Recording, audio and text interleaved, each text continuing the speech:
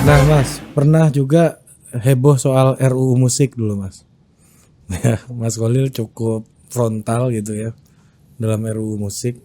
Ini untungnya kan nggak lanjut atau gimana? Kalau dilanjut gimana nih Oh, Mas?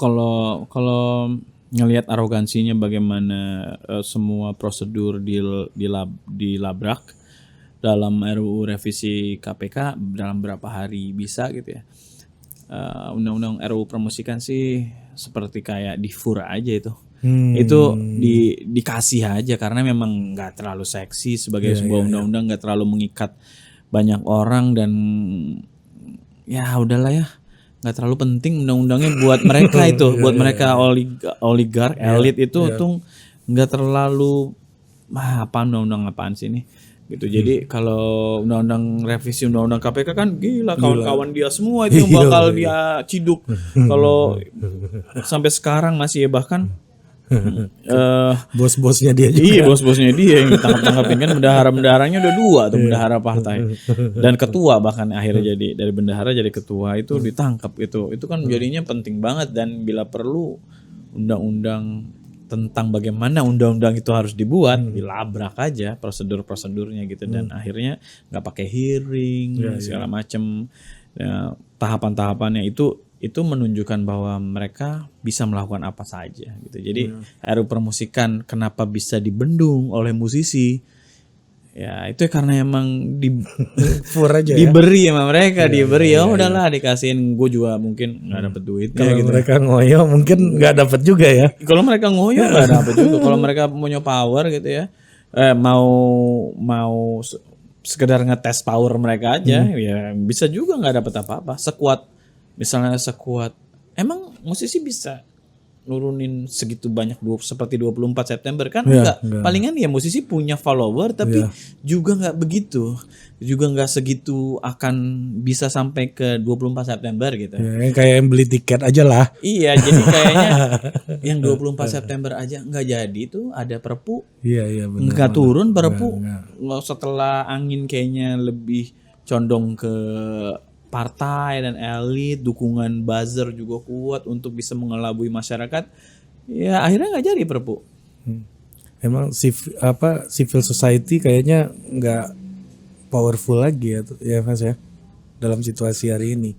Iya, iya sih lebih susah, lebih entah kenapa kayak kita kecolongan dengan semua yang udah di apa ya disiapkan untuk memperkuat demokrasi itu ternyata bisa segitu rapuhnya gitu. Ternyata ya bisa aja elit-elit menafikan itu semua gitu ya dan kita kayak bingung tiba-tiba kampus bisa ngelarang mahasiswa turun ke jalan.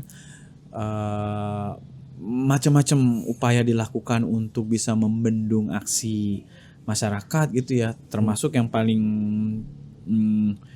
banyak dampaknya itu kayaknya ya menurut gue buzzer itu sendiri digelontorin uang dan dia berhasil mengelabui publik dengan berbagai argumennya gitu ya untuk bisa memberikan counter supaya masyarakat yang bergerak ini bingung gitu. Jadi akhirnya ya beneran gerakan masyarakat sipil juga terombang-ambing apakah ini akan mengarah kemana gitu ya. Setuju nggak kalau Mas Kholil dan kawan-kawan ini masih dianggap minoritas nih sama elit-elit yang ada? Alah ini suara minoritas aja nih walaupun kencang gitu. Iya, setuju. Kalau mayoritas pasti tuntutan misalnya orang yang demo 20 reformasi di korupsi ya soal perpu KPK tidak setuju revisi UU KPK, oke lah gagal. Oke, setelah di berlaku perpu. Harusnya kan kalau emang itu mayoritas dan penting atau powernya kuat gitu, dukungan publik kuat, diturutin kan enggak. Berarti kan emang ya mereka udah hebat. Menurut gue sih apa namanya lembaga yang memberikan konsultasi kepada pemerintah, mungkin lembaga politik atau konsultan politiknya ya emang bagus, akurat gitu untuk bisa memberikan prediksi. Kayaknya arah angin publik, dukungan publik ke sini ini cuma dikit, itu orangnya itu aja gitu kali. Berisik aja nih, suaranya kenceng gitu. Kalau aktor bagus itu taruh di satu mobil 3/4 aja dan mobil itu kecelakaan, habislah aktor kita katanya. Saking nggak adanya aktor gitu. Jadi memang gimana sih sebenarnya ekosistem kita itu, Mas? Sebenarnya sih kalau ngomongin terutama film ya, sebagai juga bagian dari kebudayaan juga gitu, sebagai tools juga. Selama ini sebenarnya orang-orangnya hampir bisa dibilang bertumbuh dengan sendirinya sih. Mereka komunitas, melalui komunitas, tapi komunitas sendiri juga gitu. Karena ya kalau bicara dukungan dari pemerintah ada, tapi tidak signifikan mungkin. Alasannya banyak. Salah satunya saya nggak tahu ya, ini mungkin menurut saya pribadi karena kontribusi film misalnya, kalau kita bicara film terhadap GDP deh, itu tidak terlalu besar. Sehingga mungkin itu juga yang menyebabkan bahwa sulit untuk memberikan perhatian lebih kepada insan-insan film karena kontribusinya juga nggak terlalu besar. Padahal sebenarnya besar atau tidaknya kontribusi itu kalau disokong dan didukung ya dia akan tumbuh menjadi besar sekali dan menjadi kekuatan yang luar biasa. Dan orang film tuh juga menurut saya ya bikin film sebagai produk kebudayaan, bikin film sebagai produk diplomasi gitu, sebagai alat diplomasi. Keluar negeri, festival film mengharumkan nama Indonesia. Kalau udah harum, nah nanti kadang-kadang ada nih di belakang yang ikut. Kita harus support, kita harus ini. Tapi kalau belum harum, belum disupport. Jadi tunggu dulu. Ya, saya mau ulang pertanyaan saya sama Bang Miing kemarin gitu. Kan sering diundang ke istana sekarang, insan film, artis-artis gitu. Baru ini ya mungkin kalau saya. Ini pelakunya nih Bang Miing. Apa divaksin juga? Oke, Bukan, maksudnya divaksin di sana. Oh gitu. enggak ikut Atau kalau ngambil hadiah sepeda. Jadi mungkin ya karena orang-orangnya bergerak sendiri dan mensupport industrinya kurang lebih hampir secara mandiri gitu ya, untuk bisa berangkat, untuk filmnya diputar, ya rata-rata udah terbiasa. Jadi mau protes terlalu banyak, akhirnya mereka daripada protes mendingan kita berkarya aja lah. Buang waktu ya. Energinya juga akan kebuang banyak. Nah kemarin kalau melihat peristiwa kemarin itu kan gerakan budaya juga sebenarnya, mengirim surat terbuka, mengharapkan adanya input dan kita bisa berbagi pandangan dan itu diterima dengan baik. Saya juga surprise Pak Presiden bisa merespon surat itu dengan begitu cepat ya. Kita kirim 5 Maret, 9 kita udah ketemu. Buat saya itu cepat banget gitu, karena mungkin beramai-ramai gitu ya kita. Ya harus begitu mau nggak mau mungkin untuk bisa mendapatkan perhatian. Tapi ya mudah-mudahan sih implementasinya bisa clear nanti dari apa yang disuarakan. But anyway, kalau ngomongin tadi kembali ke pertanyaannya, saya rasa insan film baik nggak hanya film ya, tapi semua aspek dalam kebudayaan hampir berjuang masing-masing. Mau tari, mau seni, lukis, art dan anything, itu hampir semua masing-masing bergerak sendiri-sendiri sih. Gitu.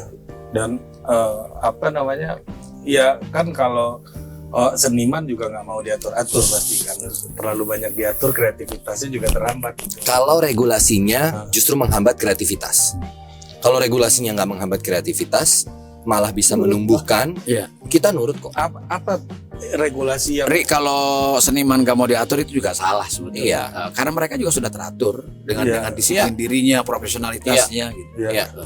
Nah, regulasi apa yang menurut Mas Reza misalnya ya menjadi hambatan hari ini?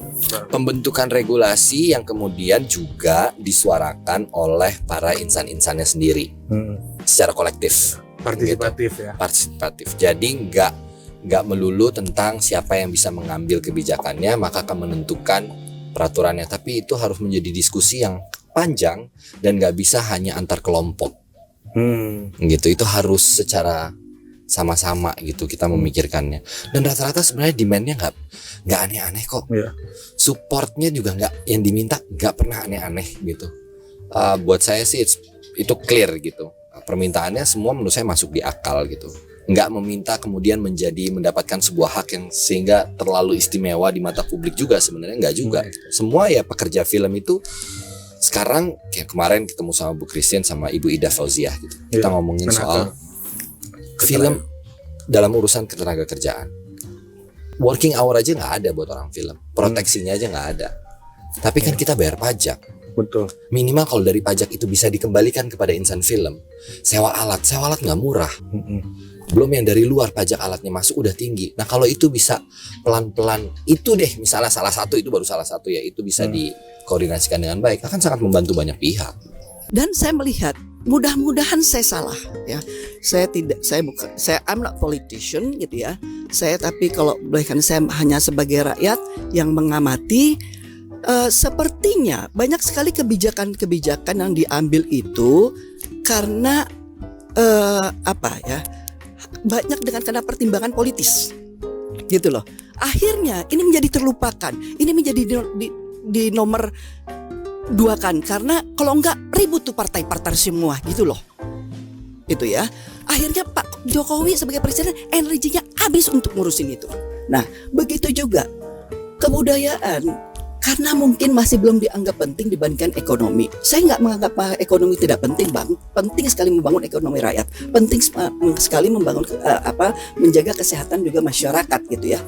Tapi kebudayaan sebagai jati diri bangsa, karakter and nation building itu ada di situ sebenarnya. Ya, kita kehilangan jati diri kita. Saya tidak heran kalau ada sebagian rakyat Indonesia yang lebih senang bergaya Arabian, yang lebih senang dengan bergaya K-pop. Apa iya kita mengharapkan pemuda-pemuda kita itu harus oplas gitu loh? Iya kan, untuk memenuhi popularitas ya. Ini ada budaya baru yang lahir, yang masuk. Ya. Oplas.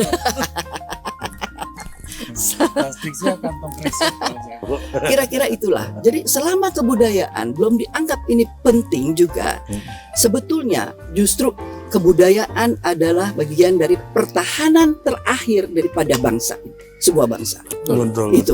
Itu sih intinya. Itu sih intinya. Kalau itu sudah kuat, punya komitmen itu, maka pasti nanti produk-produk budaya, dunia film, dunia kesenian yang lain itu automatically akan tumbuh subur. Berarti secara struktur semuanya ini belum punya visi dan komitmen kebudayaan yang kuat ya. Karena sifatnya masih parsial menurut saya. Masih kalau yang musik mau kemana harus ke sini, nanti yang film ada usulan mau sini, nanti yang dari seni tari, panggung dan lain-lain itu semuanya masih parsial. Kita belum punya satu wadah konkret yang punya hukum yang jelas. Aturan hukumnya juga belum terlalu clear soal itu. Jadi menurut saya sih sebenarnya kalau kita terus membicarakan tentang ini gitu ya, pada akhirnya ya kita butuh konstruksi hukum yang jelas, dasar-dasar yang jelas supaya semua bisa tahu. Kayak misalnya chambernya ada di mana, orang mau itu dari seni apapun, lukis apa, ini pintunya, cetret di sini, titik satu aja. Kita akan berbicara di situ, mewakili banyak orang dan lain-lain. Kalau itu belum clear, saya rasa sampai kapanpun ya para seniman ini akan selalu bisa menemukan jalan karena mereka orang-orang kreatif. Seniman itu nggak akan bisa berhenti berkarya hanya karena sebuah aturan atau nggak ada aturan. Jadi sebenarnya kita ini mau ada aturan kek, mau nggak ada aturan kek, ya kita berkarya aja. Clear itu menurut saya. Jadi ya balik lagi kalau mau ngomongin aturan ya ayo kita urun rembuknya juga bersama-sama gitu. Aturan yang jelas itu seperti apa.